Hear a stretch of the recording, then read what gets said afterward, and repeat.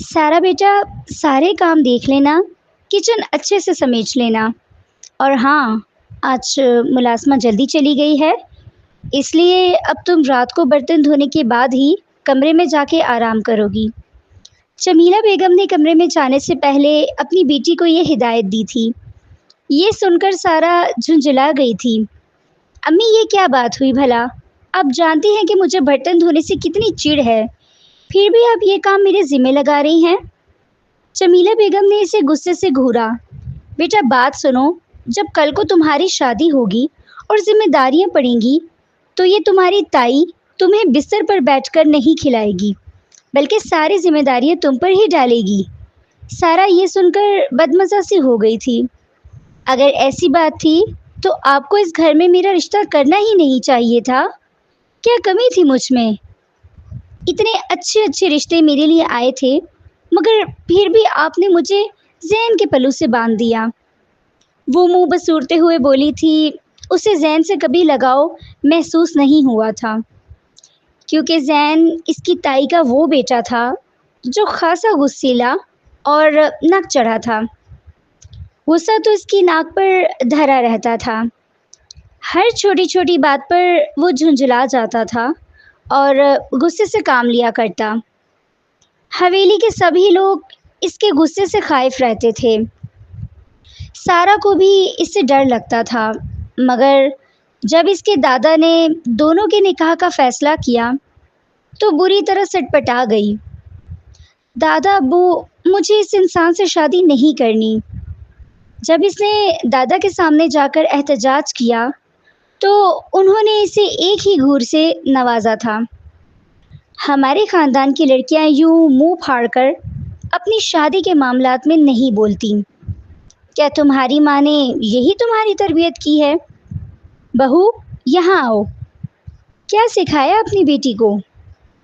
جمیلہ بیگم، جنہوں نے ساری زندگی ساس سسر کی خدمت میں کوئی کسر نہیں چھوڑی تھی، ہمیشہ یہی سننے کی امید میں زندگی گزار دی کہ کبھی تو وہ انہیں اچھی بہو ہونے کا سرٹیفکیٹ دیں گے، مگر ان کی خواہش کبھی پوری نہیں ہوئی۔ ہمیشہ انہیں یہی طعنہ سننے کو ملا کہ وہ ان کے خاندان کی نہیں ہیں، اس لیے ان کے طور طریقوں کو بھی ابھی تک اچھے سے نہیں سمجھ سکی ہیں۔ اور اب جب انہیں تربیت کا طعنہ ملا تو انہوں نے سارا کو بہت ڈانٹا تھا۔ کمرے میں آنے کے بعد بھی اس پر بہت غصہ کیا۔ تمہاری وجہ سے میری تربیت پر سوال اٹھا ہے۔ خبردار اگر تم نے ایسی کوئی حرکت کی یا کسی بات سے انکار کیا تو میں اپنے ہاتھوں سے تمہارا گلا گھونٹ دوں گی۔ سارا نے بہت مشکل سے اپنے آنسو ضبط کیے تھے۔ یقین نہیں آتا کہ یہ میری ماں ہے، اور پھر ان دونوں کا نکاح ہو گیا تھا۔ نکاح کے بعد زین کا اس کے ساتھ رویہ کافی حد تک تبدیل ہو گیا تھا۔ خیال بھی رکھتا تھا اور کافی حد تک نرم انداز میں بات بھی کرنے لگا تھا۔ سارا تو اس کے انداز دیکھ کر بے ہوش ہوتے ہوتے بچی تھی۔ یہ سب ناٹک ہے، اچھا بننے کا ڈھونگ رچا رہا ہے تاکہ میں آرام سے رخصتی کروا لوں اور کسی قسم کا شور شرابہ نہ کروں، مگر یہ نہیں جانتا کہ میں اتنی آسانی سے قابو آنے والی نہیں ہوں۔ اس وقت وہ کچن میں کھڑی آنسو بہاتے ہوئے برتن دھو رہی تھی۔ جب اسے اپنی پشت پر کسی کی موجودگی کا احساس ہوا، پیچھے پلٹ کر دیکھا تو زین کھڑا تھا۔ کہنے لگا، جب فارغ ہو جاؤ تو ایک کپ کافی بنا کر میرے کمرے میں لے آنا۔ اتنا دے کر وہ وہاں سے چلا گیا تھا۔ ہاں، جسے دیکھو مجھے حکم دینے کے لیے چلا آتا ہے، جیسے میں تو یہاں سب کی نوکرانی لگی ہوئی ہوں۔ اب کیا کروں، اسے دادا ابو نے میرے گلے میں کسی ڈھول کی طرح باندھ دیا ہے، تو اب نہ چاہتے ہوئے بھی مجھے اس ڈھول کو بجانا تو پڑے گا۔ کافی بنا کر وہ زین کے کمرے میں آ گئی تھی۔ دروازے پر دستک دی، زین کی آواز سنائی دی، اندر آ جاؤ، میں کھا نہیں جاؤں گا تمہیں۔ یہ بات سن کر سارا گھبرا گئی تھی۔ امی نے منع کیا تھا کہ شادی سے قبل زین کے کمرے میں اکیلے مت جانا، اور اس وقت تو کمرے میں اکیلے مت جانا، اور اس وقت تو بالکل بھی نہیں۔ اب اگر میں اس کے کمرے میں چلی گئی اور امی نے دیکھ لیا تو وہ تو مجھے نہیں چھوڑیں گی۔ کچھ بھی ہو جائے مجھے اس کے کمرے میں نہیں جانا۔ مانا کہ اس کے ساتھ میرا نکاح ہو چکا ہے، مگر ابھی ہماری رخصتی نہیں ہوئی، اور اتنی رات کو کمرے میں جانا مناسب بھی نہیں ہے۔ اس نے دوبارہ سے دستک دی تھی۔ زین نے دوبارہ سے جھنجھلائی ہوئی آواز میں کہا، ارے کافی لے کر اندر آ جاؤ، کیا میں تمہارے لیے کوئی نامحرم ہوں جو تم مجھ سے اتنا پردہ کرتی ہو؟ پتہ نہیں کیا مسئلہ ہے تمہیں جو تم میرے کمرے میں نہیں آتی ہو، اور نہ ہی مجھے سے 2 منٹ بیٹھ کر بات کرتی ہو۔ آخر کو ہماری شادی ہونے والی ہے، اور ہم دونوں میں انڈرسٹینڈنگ کا ہونا بہت ضروری ہے۔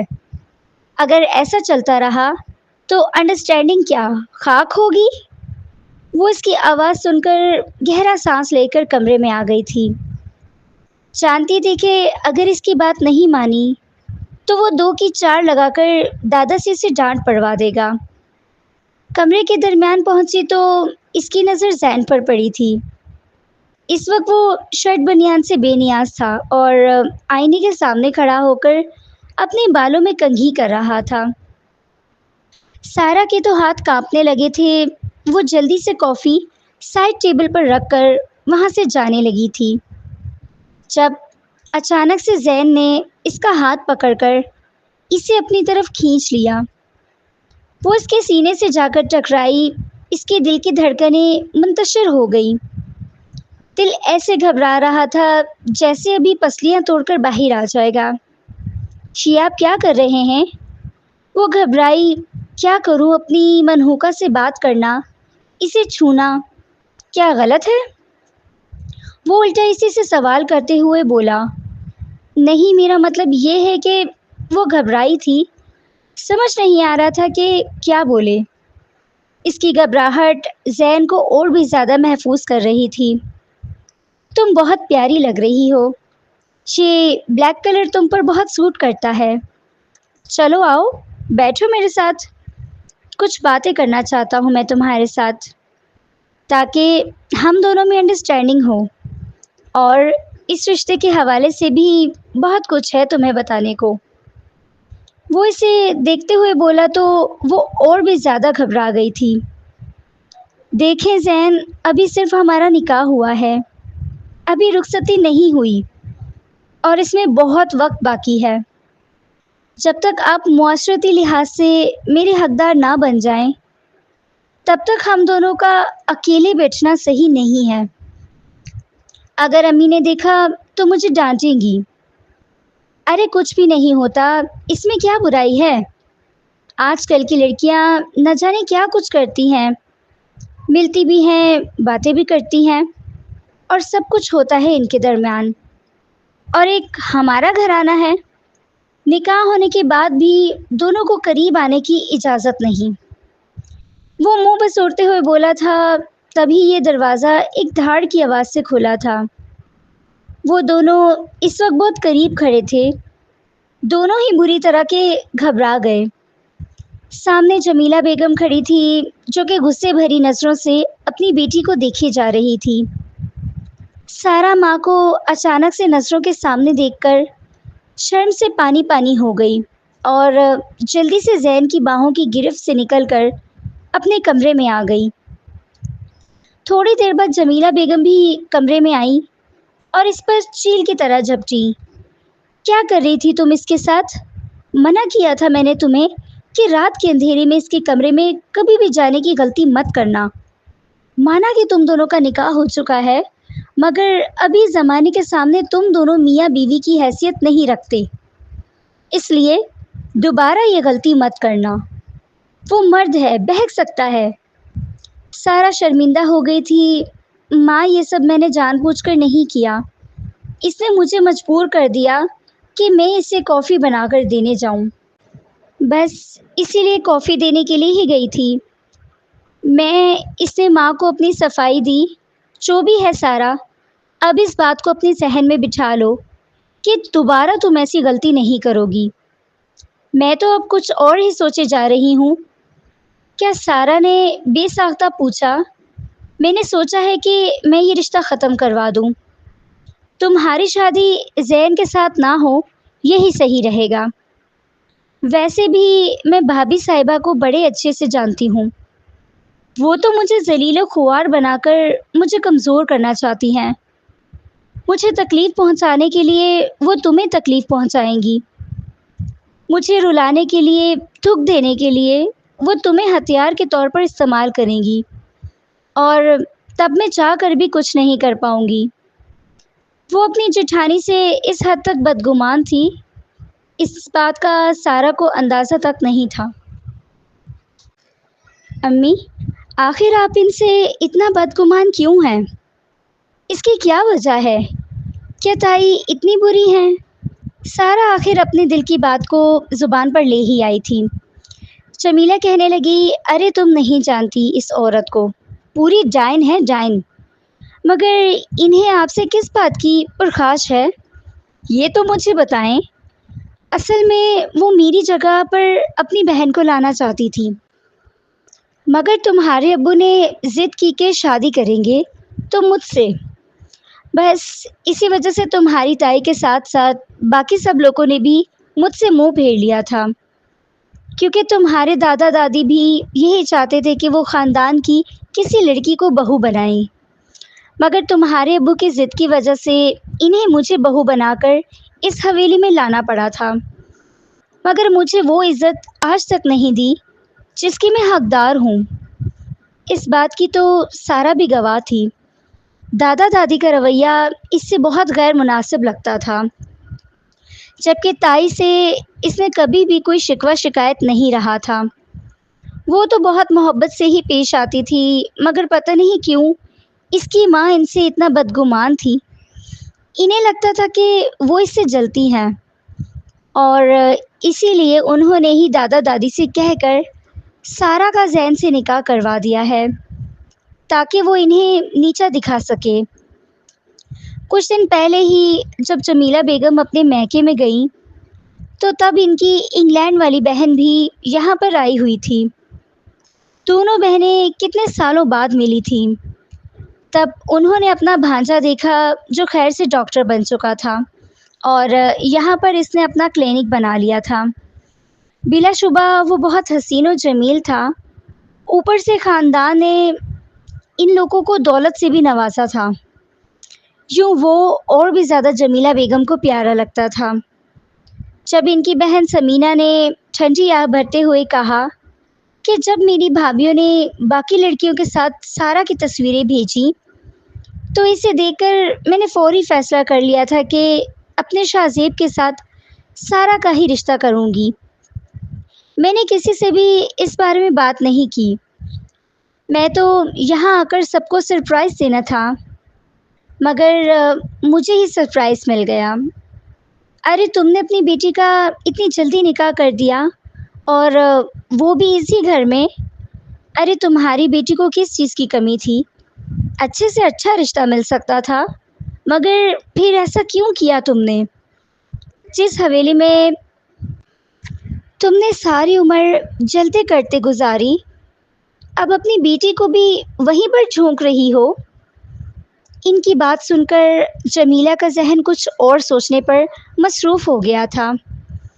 اگر میں سارا کی زین سے طلاق کروا دوں، یہ رشتہ ختم کروا دوں، تو کیا تب بھی تم اسے بہو بنا لو گی؟ ہاں، وہ میری بھانجی ہے، مجھے بہت پیاری ہے، اور سچ کہوں تو میرے شاہ کو بھی وہ بہت ہی زیادہ پسند آئی تھی۔ اگر تمہیں لگتا ہے کہ یہ سب آسانی سے ہو پائے گا تو تم اس رشتے کو ضرور ختم کرو۔ کیا فائدہ تمہاری سارا کا اس گھر میں شادی کرنے کا؟ جو خوشی وہ لوگ تمہیں نہیں دے سکے، وہ تمہاری بیٹی کو کیسے دیں گے؟ آج تک انہوں نے تمہیں عزت دی، کبھی سکون دیا؟ جمیلہ نے نفی میں سر ہلایا، تو تمہیں یہ فیصلہ کرنا نہیں چاہیے تھا۔ اب جمیلہ کیا بتاتی کہ یہ فیصلہ تو ساس سسر نے کیا تھا، اب وہ کچھ اور ہی سوچنے لگی تھی۔ میں اب ایسا کیا کروں کہ یہ رشتہ ختم ہو جائے؟ مجھے اپنی جیٹھانی کے ساتھ اختلاف کرنا ہی پڑے گا، کسی بات پر لڑائی جھگڑا کرنا ہی پڑے گا جس سے گھر میں فساد برپا ہو جائے اور یہ رشتہ ٹوٹ جائے۔ مگر کوشش کے باوجود بھی جمیلہ کو کوئی موقع نہیں مل رہا تھا۔ یوں کہا جائے تو جیٹھانی صاحبہ اسے کوئی موقع ہی نہیں دے رہی تھی۔ تب جمیلہ کے دل میں ایک اور شیطانی خیال آیا تھا۔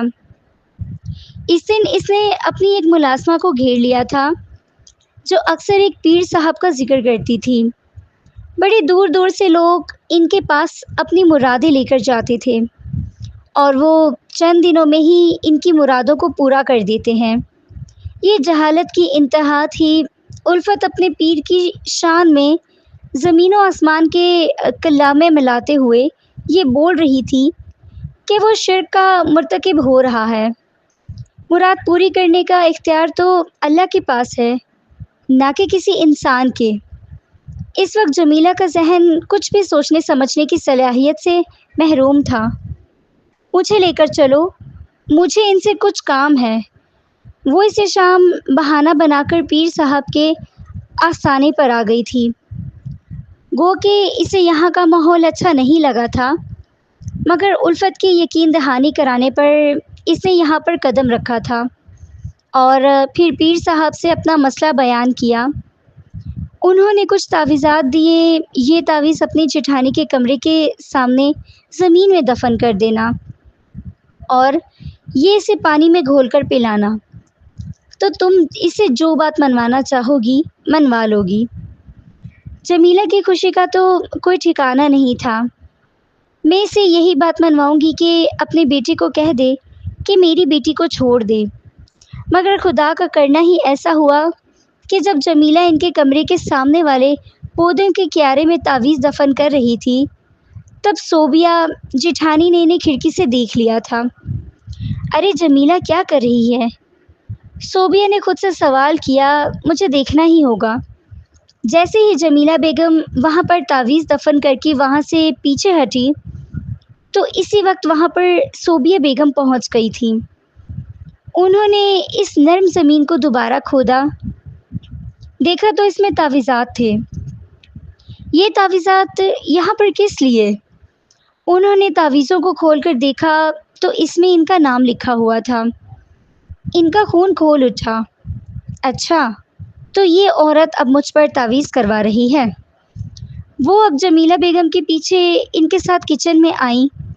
وہ چھپ کر دیکھنا چاہتی تھی کہ وہ کیا کرتی ہیں۔ تب انہوں نے دیکھا کہ جمیلہ بیگم چائے بنا رہی تھی اور چائے میں بھی وہ کچھ تعویذ کھول رہی تھی۔ وہ خاموشی سے پلٹ کر اپنے کمرے میں آ گئیں اور سوچنے لگی کہ اب جمیلہ بیگم یہ تعویذ کس کے لیے چائے میں گھول رہی ہیں اور وہ کیوں کر رہی ہیں؟ آخر اس کا کیا مقصد ہے؟ جب جمیلہ بیگم ان کے پاس چائے لے کر آئیں اور میٹھے میٹھے انداز میں باتیں کرنے لگیں تو اس کے بعد صوبیہ کے لیے اپنے غصے پر قابو پانا بہت مشکل ہو گیا تھا۔ انہوں نے اپنی دیورانی کی خوب کھری کھری سنائی تھی۔ تم جادی گرنی ہو اور مجھ پر نہ جانے کیوں تم جادو ٹونا کر کے میرے ساتھ کیا کرنا چاہتی ہو؟ مجھے بیمار کرنا چاہتی ہو؟ آخر میں نے تمہارا کیا بگاڑا ہے؟ وہیں سے ان دونوں کی لڑائی شروع ہو گئی تھی۔ سارا اس وقت اپنے کمرے میں تھی جب اونچا اونچا بولنے کی آواز سنی تو وہ گھبرا کر کمرے سے باہر نکلی۔ زین بھی اسی وقت اپنے آفس سے گھر واپس آیا تھا۔ اس کے سر میں شدید درد ہو رہا تھا۔ وہ آرام کرنا چاہتا تھا، مگر جب اس نے اپنی ماں اور ساس کو یوں لڑتے دیکھا تو وہ بھی بری طرح پریشان ہو گیا۔ کیا ہو گیا ہے آپ لوگوں کو؟ کیوں اس طرح سے لڑ رہی ہیں؟ سب گھر والوں کے سامنے وہ دونوں خاموش ہو گئیں۔ صوبیہ کہنے لگی، دل تو چاہ رہا ہے تمہاری سچائی سب کو بتاؤں، مگر تمہاری کیا عزت رہ جائے گی؟ شکر کرو میں خاموش ہو گئی ہوں، ورنہ آج میں سب کے سامنے تمہاری اصلیت لے آتی۔ وہ دونوں اپنے اپنے کمروں میں گئیں تو سارا اپنی ماں کے پاس آ گئی اور زین اپنی ماں کے پاس چلا گیا۔ کیا ہو گیا تھا آپ کو؟ آپ اتنا کیوں لڑ رہی تھی؟ سارا نے اپنی ماں سے پوچھا۔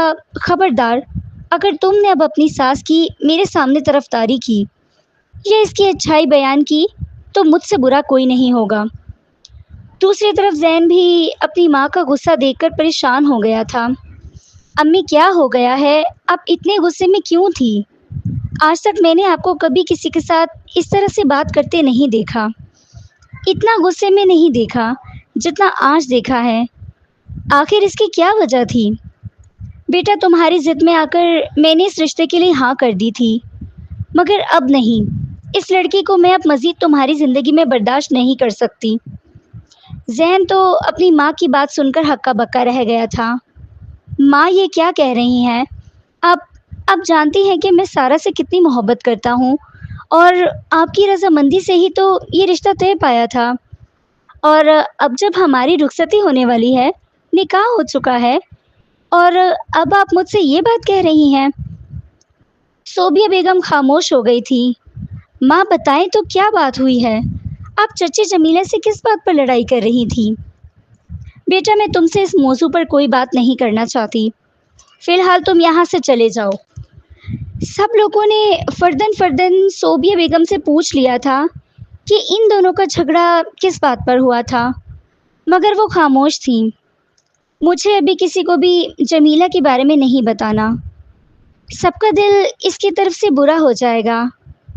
آج سے پہلے اس نے یہ حرکت نہیں کی۔ آپ ایسا کیوں کر رہی ہیں؟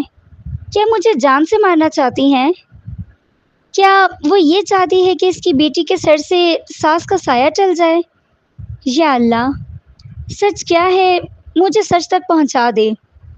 اگر سارا بھی اپنی ماں جیسی ہوئی تو میرے بیٹے کی تو زندگی برباد ہو جائے گی۔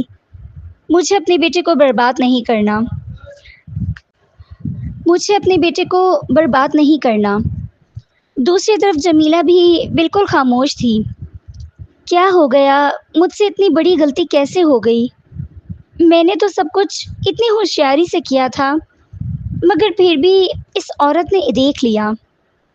اب یہ پوری حویلی میں بدنام کر دے گی۔ اگر ان کی حیرت کی انتہا نہیں رہی جب صوبیہ نے اس بات کا ذکر کسی سے بھی نہیں کیا تھا۔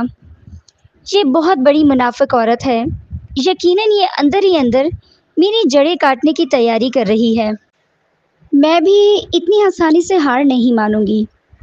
دے دے گفتگو جاری تھی، کشیدگی بڑھتی جا رہی تھی، جبکہ زین اور سارا دونوں ہی پریشان تھے۔ سارا جو یہ سمجھتی تھی کہ وہ زین سے محبت نہیں کرتی، اس سے چڑھتی ہے، اب جب گھر کی یہ صورتحال دیکھی تو اسے احساس ہوا کہ وہ بھی زین سے محبت کرنے لگی ہے۔ نکاح کے بولوں نے ان دونوں کے دلوں کو آپس میں جوڑ دیا تھا۔ اس رات وہ صحن میں ٹہل رہی تھی جب اس کے پاس زین آیا۔ کیا سوچ رہی ہو سارا؟ اسے دیکھ کر گھبرا کر بولی، کچھ نہیں، ویسے بس نیند نہیں آ رہی تھی، یہاں پر آ گئی ہوں، اور وہاں سے گزر کر اپنے کمرے میں جانے لگی تھی جب زین نے اس کا ہاتھ پکڑ لیا۔ میری بات سنو سارا، تمہارے ساتھ کچھ باتیں کرنا چاہتا ہوں۔ کیا بات ہے، بولیں؟ سارا نے اس سے کہا، یہاں نہیں، کمرے میں چل کر۔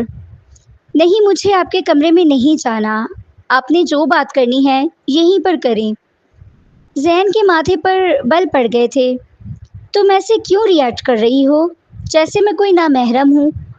ہم دونوں کا نکاح ہو چکا ہے، بیوی ہو تم میری، حق رکھتا ہوں میں تم پر، کوئی تمہیں مجھ سے دور نہیں کر سکتا۔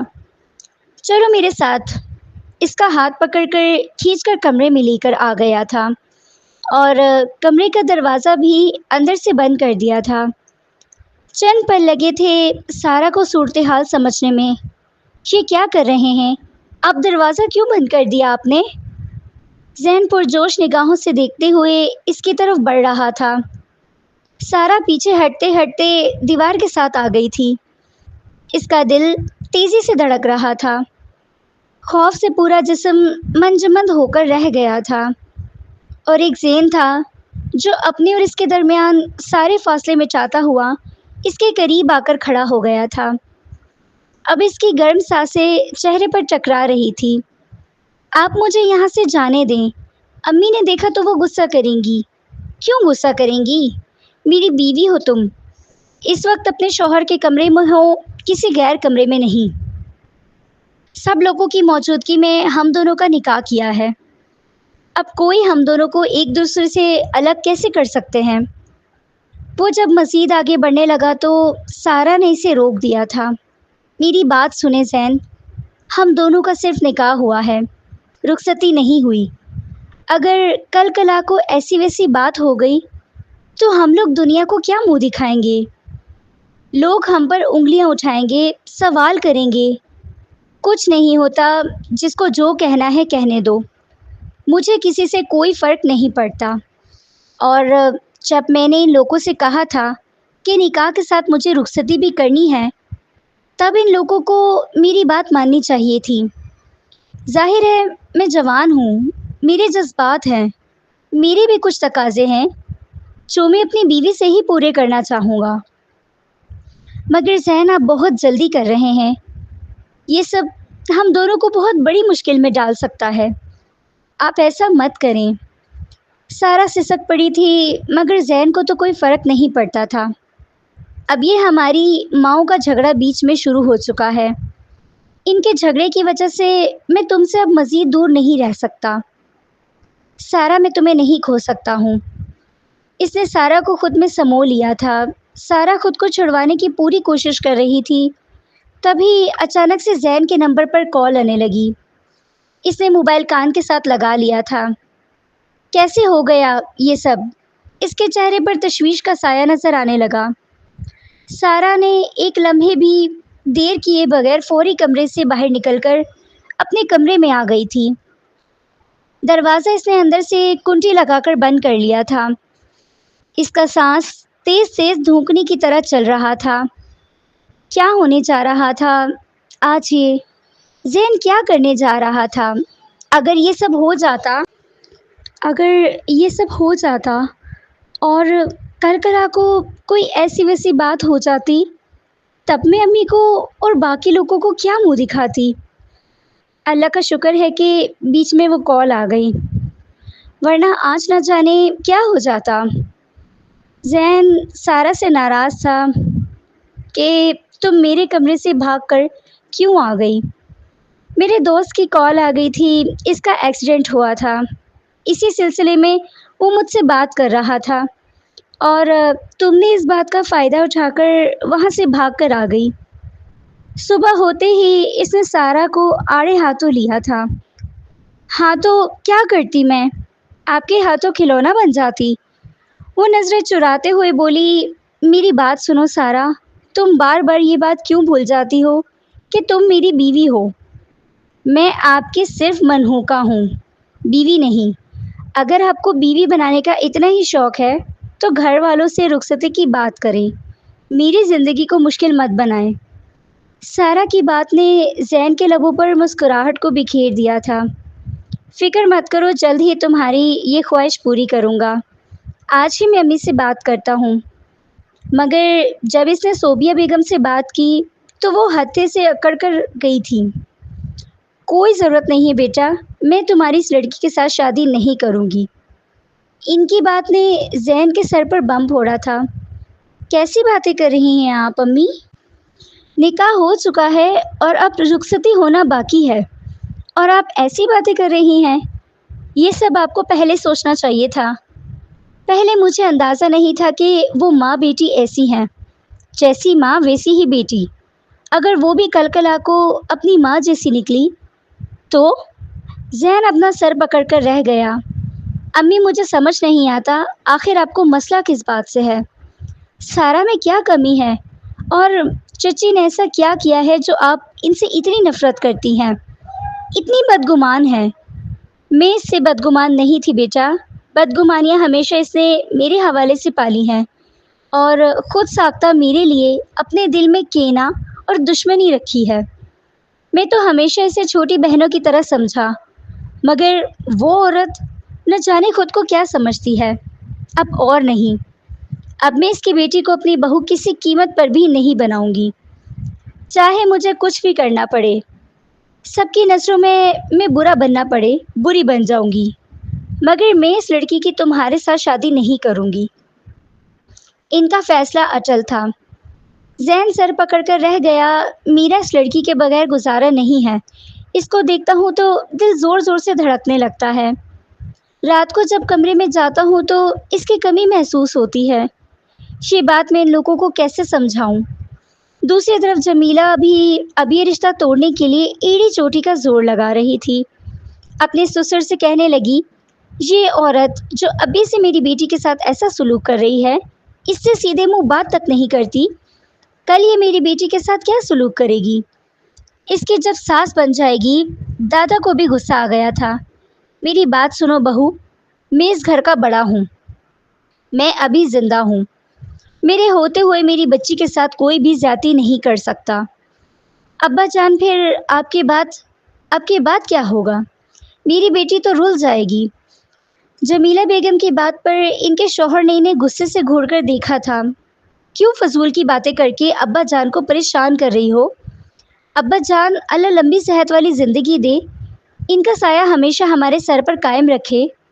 تو اس طرح کی باتیں مت کرو۔ انہوں نے اشارہ کر کے اپنی بیوی کو وہاں سے ہٹا دیا تھا، مبادا کہیں ان کے ابا جان کو جلال نہ آ جائے۔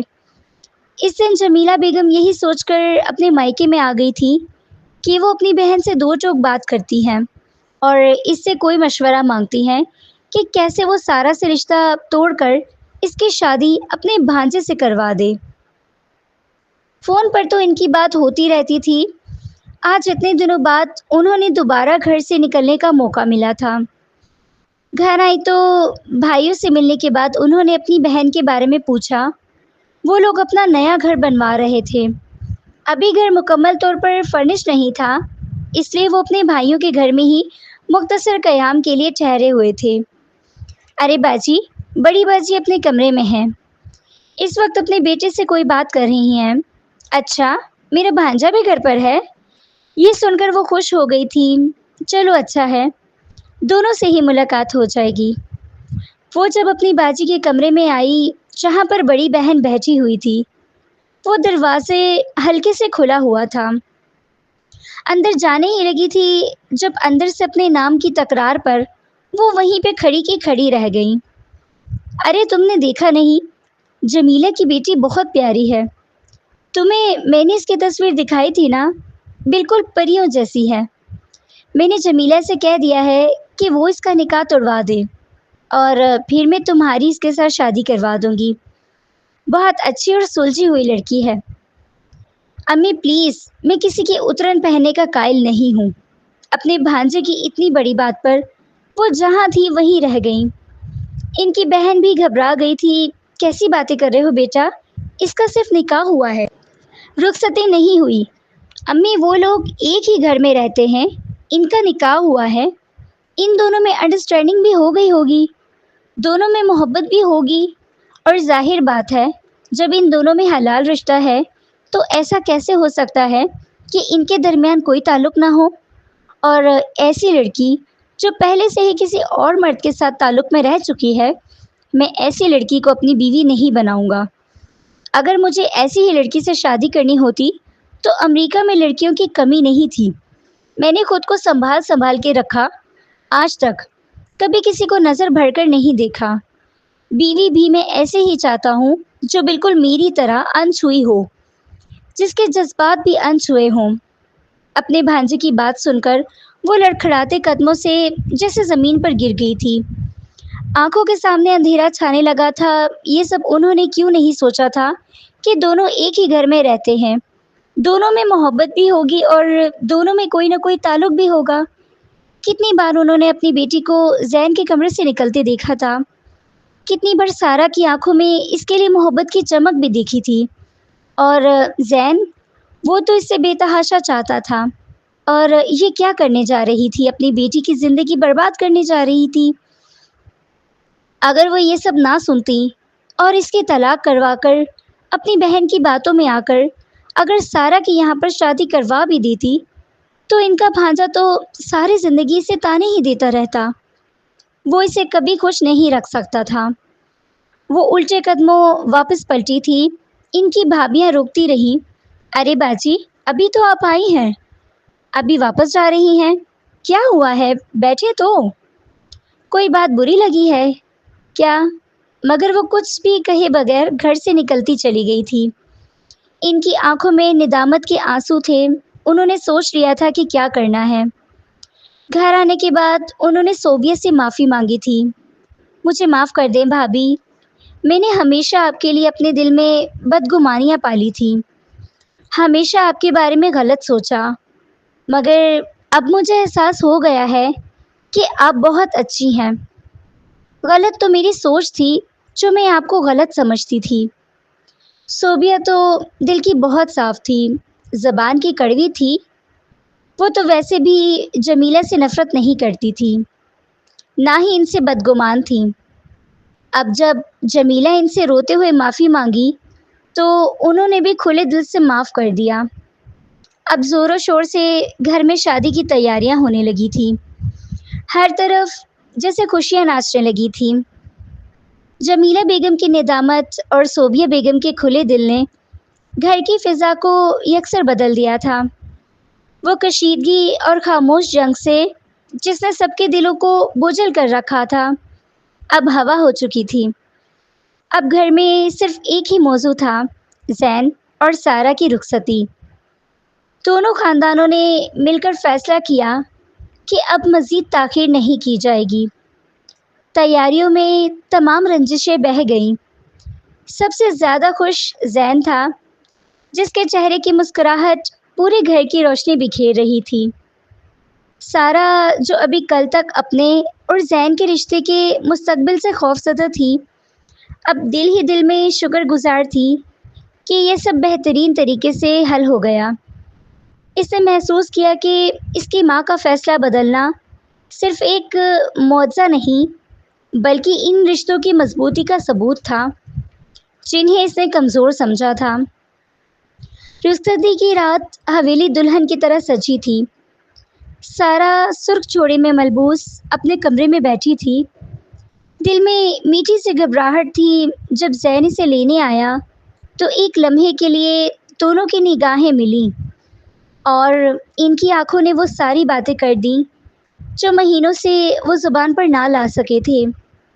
वो मोहब्बत, वो एहतराम और वो एतमाद, जो निकाह के बोलों ने बांधा था, आज अमली सूरत इख्तियार कर रहा था। ज़ैन सारा का हाथ थामकर इसे अपनी वालदा सोबिया बेगम के सामने लाया।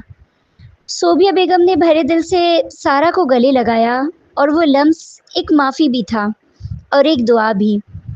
आज से तुम मेरी सिर्फ बहू नहीं, मेरी बेटी हो। खुश रहो बेटा। इनके आंसुओं ने सारा के माजी के सारे खदशात धो दिए। ज़ैन के कमरे में पहुंचकर दरवाज़ा बंद होते ही दोनों को पहली बार एक दूसरे के हो चुके हैं शदीद एहसास हुआ। वो बिल आखिर मुकम्मल तौर पर एक दूसरे के हो चुके हैं। ज़ैन ने सारा का घूंघट उठाया। आप खामोश क्यों हैं सारा? सारा ने आहिस्ता से पूछा। ज़ैन ने इसके हाथ को अपने हाथ में लिया। मैं बस शुक्र अदा कर रहा हूँ कि बल आखिर सब कुछ ठीक हो गया है।